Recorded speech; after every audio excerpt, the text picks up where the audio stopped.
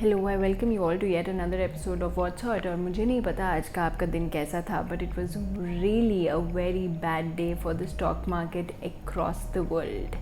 In India and also across the world the stock market are bleeding red. आप Bombay stock exchange देख लीजिए, national stock exchange देख लीजिए, everything is red. Doge red, everything. तो अगर हम देखें पिछले मंडे को अगर कह रहे थे कि इन्वेस्टर्स ने एक दिन में 6 लाख करोड़ रुपए इंडिया में गंवाए हैं, तो वहीं आज इकोनॉमिक टाइम्स की मैंने एक न्यूज़ देखी, वहाँ पे कहा जा रहा है कि इन्वेस्टर्स ने इंडिया में 1 मिनट में 1450 करोड़ रुपए गंवा दिए हैं.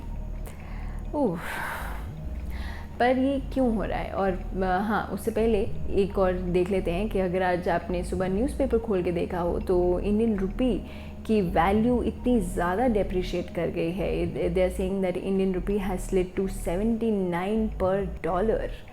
और इकोनॉमिस्ट अभी कह रहे हैं कि अभी तो और स्लिड देखना बाकी है. So I think we should all be prepared for the bad या worst times. However, तब तक हम जान लेते हैं कि ये सब क्यों हो रहा है. Is it recession already?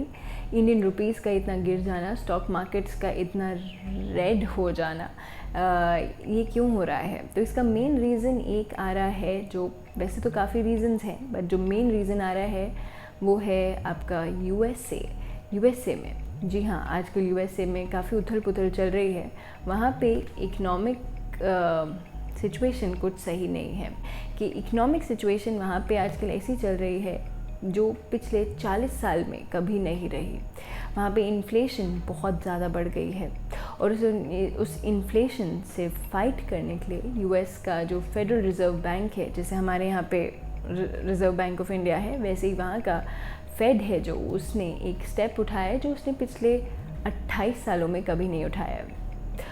वहाँ के फेड ने इंटरेस्ट रेट्स को बढ़ाने का फ़ैसला किया है. 75 बेसिस पॉइंट से इंटरेस्ट रेट बढ़ा दिया है. अब इससे क्या होगा? इससे ये होगा कि अक्रॉस द वर्ल्ड जितने भी इन्वेस्टर्स हैं, स्पेशली जो यूएस के इन्वेस्टर्स हैं जो अक्रॉस द वर्ल्ड फैले हुए हैं, तो वो सब अपना पैसा निकाल कर वापस अपनी कंट्री में इन्वेस्ट करेंगे.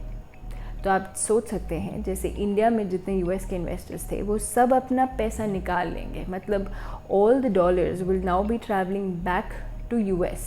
तो इंडिया में क्या रह जाएगा? इंडिया में रुपीज़ ही रह जाएंगे.